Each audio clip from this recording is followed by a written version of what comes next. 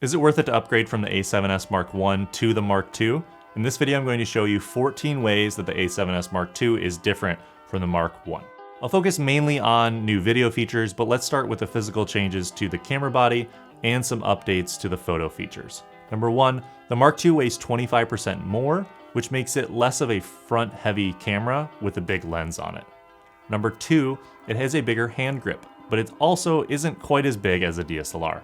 Number three, Sony improved the autofocus system on the a7S II by upgrading it from 25 focus points to 169. Number four, the rear LCD has 25% more pixels, which help you tell whether something's really in focus.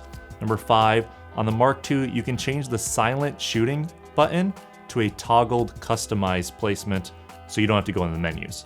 Number six, Sony added a 5-axis image stabilization internally to the camera, which allows you to get really stable footage if you're shooting on a compatible Sony E-mount lens.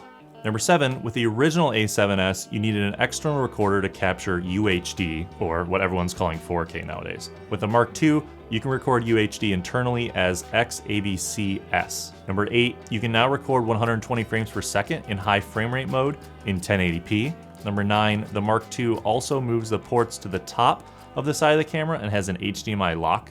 Number 10, the HDMI output now enables you to record in 8-bit 422 externally versus the 420 color space that's recorded inside the camera.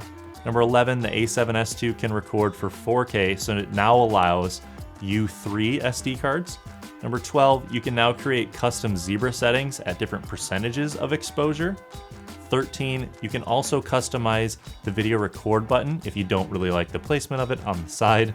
And lastly, number 14, you can record 4K both internally and externally at the same time.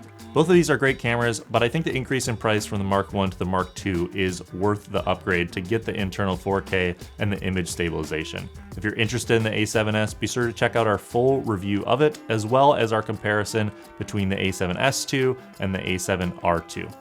Thanks to B&H for sending over the a7S II to us to review, as well as to Paul Gero, a Sony artisan photographer, for sharing with me a little bit about the Sony cameras and how he uses them.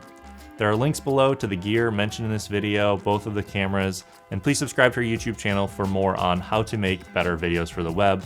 Click like if you enjoyed this video and leave a comment below if you have any questions. I've been Wojcik. Thanks so much for watching.